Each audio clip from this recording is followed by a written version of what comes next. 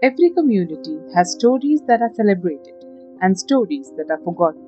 Some disappear because history overlooked them, others were deliberately erased. Welcome to Queer Uncharted. Together, we'll explore the histories, ideas, and lives that have shaped our world, often without recognition. There is a poet whose work spent decades at the margins of university classrooms, even as it transformed generations of readers outside them, whose essays were rejected by major publishers as too radical, whose voice was too black, too queer, too female, too powerful for the institutions that claimed to value literature and truth. Her name was Audre Lorde, and for decades the literary establishments marginalized her. They failed, but not because the silencing did not happen. It happened thoroughly. It happened systematically. They failed because Audre Lorde's words were too important to disappear, because her ideas found readers even when institutions tried to prevent those readers from finding her, because some voices are simply too necessary to be erased, no matter how hard institutions try. This is the story of a poet who was silenced, and a poet who, in the end, could not be silenced. Audre Lorde was born in 1934 in New York City. Her parents were Grenadian immigrants. She grew up in a working class household in Harlem. She was the youngest of 4 children. She was queer, she was black, she was brilliant. From childhood, Lorde knew she was different.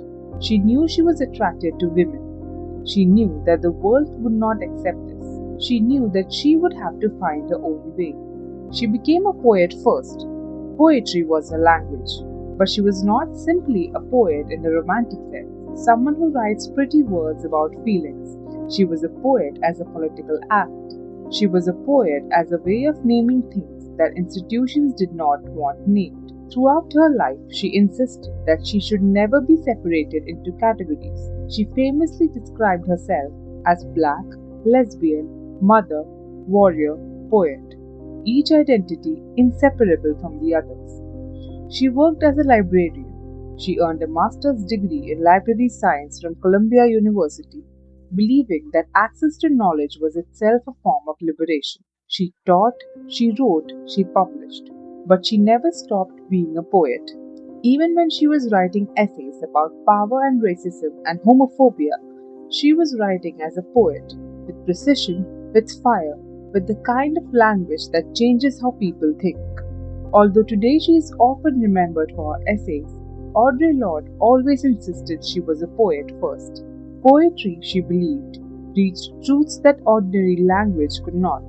Her collections, Coal, the Black Unicorn, From a Land Where Other People Live, did not separate beauty from politics. For Lorde, every poem was an act of witness. Every poem insisted that black queer lives deserved not only to exist, but to be remembered. When Audre Lorde began publishing in the 1950s and 60s, she faced immediate resistance. Her work was not rejected because it was bad. It was rejected because it was threatening, because it named things, because it refused to be palatable. Like many black writers and women writers of her generation, Lorde encountered repeated barriers in publishing. Independent presses often embraced work that mainstream publishers considered too political or too difficult to market. Publishers told her that her work was too militant, too angry, too focused on race and sexuality in ways that made white readers uncomfortable. The academy was particularly hostile. For many years, students could complete literature degrees without ever encountering Audre Lorde's work. Black feminist writers, queer writers, and women of color were largely absent from the literary canon taught in universities. Her books were not assigned, her essays were not read in classes. Her voice was kept out of the conversations that shaped how people understood literature and politics. This was not accidental. These exclusions reflected broader institutional priorities about whose voices counted as universal literature. Universities made deliberate choices to exclude her, to keep her work marginal, to prevent students from reading her. Why? Because her work was dangerous, because she wrote about the intersections of racism, sexism and homophobia in ways that the Academy was not ready to admit existed, because she insisted on naming the specific ways that power operates to silence certain voices. In 1979, Audre Lorde delivered a speech at a conference on second wave feminism. The speech became an essay. The master's tools will never dismantle the master's house. The essay began as a speech delivered at New York University's Second Sex Conference, where Lorde addressed an audience largely composed of white feminist scholars and activists. The argument was simple but devastating. If you use the tools created by an oppressive system, you will never actually dismantle that system. You will only reinforce it. She said, "It is not our differences that divide us, it is our inability to recognize, accept, and celebrate those differences." Specifically, she was critiquing white feminism. She was pointing out that feminism that focused only on gender, that ignored racism, that ignored homophobia, that ignored class, was using the master's tools, was reinforcing the very systems of oppression it claimed to be fighting. She was also pointing out that lesbian feminists were being erased from the feminist movement, that black women were being sidelined, that the feminist movement was centering the voices and experiences of white, middle-class, heterosexual women. Decades later, scholars would recognize that Lorde had articulated many of the ideas that would later be named intersectionality, a term coined by Kimberly Crenshaw in 1989. It changed how people understood intersectionality. It changed how feminist theory developed. It became one of the most cited essays in gender studies and critical theory.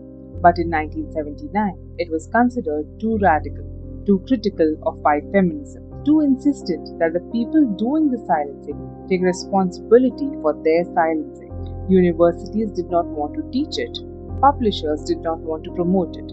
The mainstream feminist movement did not want to acknowledge it. In 1984, Audre Lorde published a collection of essays and speeches called Sister Outsider. The book contained some of her most important work: essays on power and difference, on the erotic, essays on self-care as a political act, essays on how to build movements that do not replicate the oppressions they claim to be fighting. Sister Outsider was not a bestseller. It received far less mainstream attention than many books by white feminist writers of the same period. It was published by a small press, Crossing Press, that was willing to take risks that mainstream publishers would not. But the book found its readers, people who were looking for language for their own experiences, people who had felt excluded from mainstream movements, people who needed to hear that their outsider status was not a weakness, it was a source of power. The book circulated underground, photocopied, passed hand to hand, read in small groups and study circles. It became essential reading for anyone doing serious work about race, gender, and sexuality. Universities still did not teach it. It was not assigned in courses. It was not part of official curricula. But it was read. It was discussed. It shaped how people thought. In 1982, Audre Lorde published Zami, a new spelling of my name. She called it a biomythography, not quite autobiography, not quite biography, not quite mythology, something else entirely.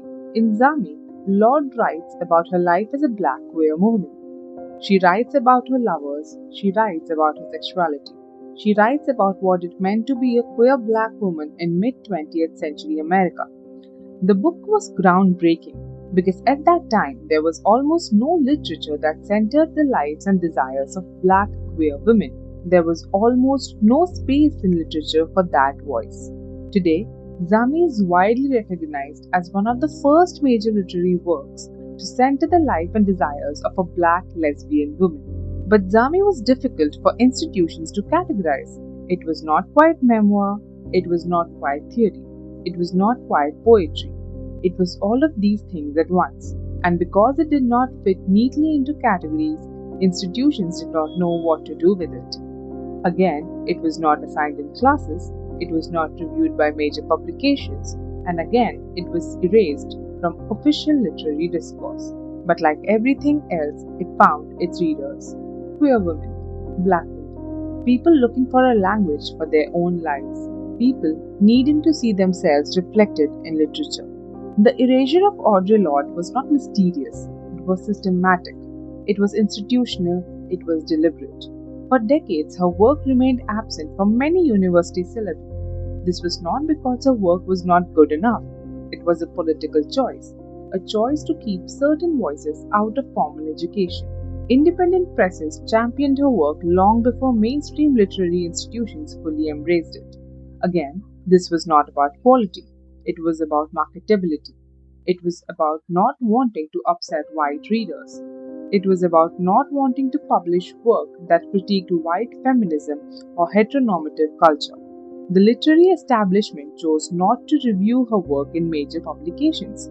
The canon of American literature was shaped by what was reviewed, what was taught, and what was considered important. Audre Lorde was kept out of that canon through institutional exclusion. This erasure was intersectional. It happened because she was black, because she was a woman, because she was queer, because she was poor, and because she refused to be palatable. A white queer male poet might have faced homophobic erasure, but he would not have faced the additional layers of racism and sexism and class exclusion that Audre Lorde faced. Despite all of this, Audre Lorde's work survived. How? Through small presses, through community networks, through hand-to-hand circulation, through people who knew her work was important and refused to let it disappear. The Crossing Press published Sister Outsider when mainstream publishers would not. In 1980, Lorde co-founded Kitchen Table, Women of Color Press, with Barbara Smith, creating space for writers whom mainstream publishings continued to overlook. Activists and organizers read her work and circulated it. They photocopied essays and passed them around. They taught her work in study circles and community groups when universities would not. Queer women of work read her work and found themselves in it, found language for their experiences, found validation, found power, and they told other people about her work. Audre Lorde's voice survived because a community of people, primarily black, queer, women of color, kept it alive. They refused to let her be erased. In 1978, Audre Lorde was diagnosed with breast cancer. After undergoing a mastectomy, doctors encouraged her to wear a prosthetic breast. It was considered the proper thing to do, a way to appear normal, a way to make other people comfortable. Lorde refused. She argued that pretending nothing had changed did not help women, it only made illness easier to ignore. Instead, she chose visibility. She chose honesty over comfort. In 1980, she published The Cancer Journals, part memoir and part political manifesto. For Lorde, cancer was never simply a private medical experience. It became another way of examining power. Who gets to decide what bodies should look like? Why are women expected to hide pain? Why is survival expected to look beautiful? She believed that silence around illness served the same systems that encouraged silence around racism, sexism, and homophobia. Speaking openly about the body was another act of resistance. For Audre Lorde, surviving cancer was not just about staying alive, it was about refusing to disappear. She wrote, "Caring for myself is not self-indulgence, it is self-preservation, and that is an act of political warfare." Audre Lorde wrote about the erotic as a source of power. She wrote about rage as a necessary emotion.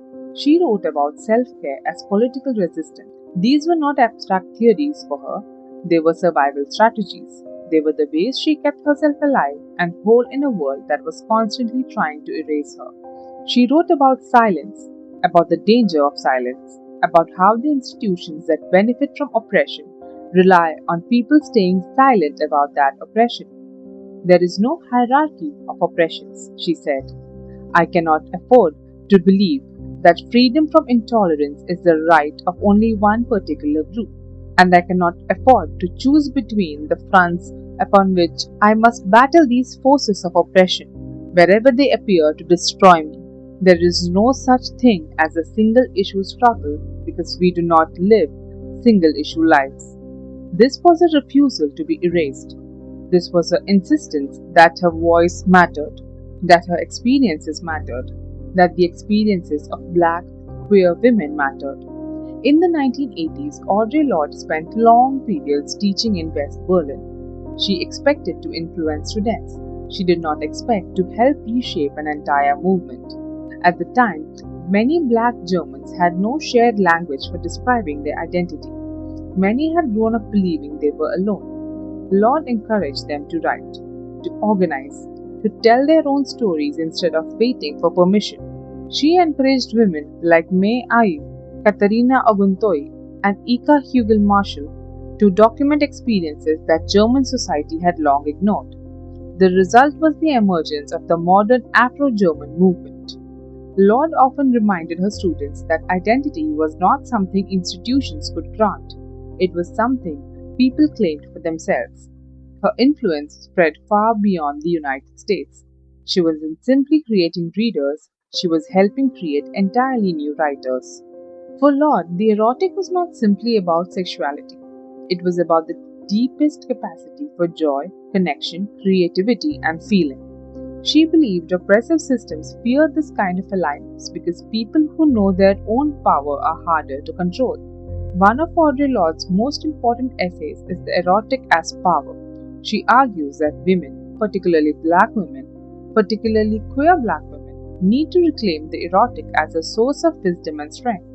This essay was considered too radical, too focused on sexuality, too insistent that pleasure and power are connected. But it is essential because it names something true, that the suppression of black women, of queer people, of marginalized people is also a suppression of our capacity for joy, pleasure, and for deep feelings. Reclaiming the erotic is reclaiming power. It is refusing erasure. It is the insisting on the fullness of our lives. Audre Lorde's work is no longer completely erased, but erasure is ongoing, in different forms, in different places. There are still institutions that do not teach her work. There are still people who do not know who she is. There are still movements that do not acknowledge her influence. There is also the erasure that happens through commodification, her work being absorbed into the mainstream in ways that strip it of its radical edge. Her essays on power and resistance being taught in universities as theory, stripped of their context as weapons in ongoing struggles. Reclamation, then, is not a one-time event. It is ongoing work. It requires continued insistence that her work matters, continued teaching, continued reading, continued citation and recitation of her ideas. There is also a different kind of erasure when radical thinkers are celebrated but stripped of their political urgency that made their work necessary in the first place. Audre Lorde's erasure teaches us something about power, about how institutions work to silence certain voices, about how oppression operates through exclusion. But her refusal to be erased teaches us something else. It teaches us that erasure is not total. It teaches us that voices can survive underground, that communities can keep stories alive when institutions try to kill them. It teaches us that eventually the truth emerges, that work that is important enough, that speaks to real experiences, that offers real power, that work survives. It may take decades, it may happen after the person who created it is gone, but it survives. Audre Lorde wrote, "Your silence will not protect you." This is what she was doing when institutions tried to silence her. This is what she did with her whole life and work. She insisted on naming differences, on naming oppressions, on refusing the false unity that requires erasing the experiences of the most marginalized. She was silenced. The academy tried, publishers tried, the mainstream tried. But her words survived. Her voice persists. Her power is recognized. When I dare to be powerful, to use my strength in the service of my vision, then it becomes less and less important whether I'm afraid. She's here. She's still speaking, and anyone who listens can hear her. For the master's tool will never dismantle the master's house, but perhaps for those of us, black and third world women, who long have had to fashion tools of power from everything our oppressors left lying around, and who know that we do not have access to the most prestigious tools made in the factories of academia or technology, perhaps The piecing together of inadequate tools and methods of documentation and survival may perhaps even be the greatest gift we have to give. Listen to her. She is teaching us how to survive, how to speak, how to refuse erasure. History isn't only what survives, it is also what we choose to remember. Thank you for exploring Queer Uncharted with me. Until next time, keep questioning, keep learning, and keep making room for stories that deserve to be heard.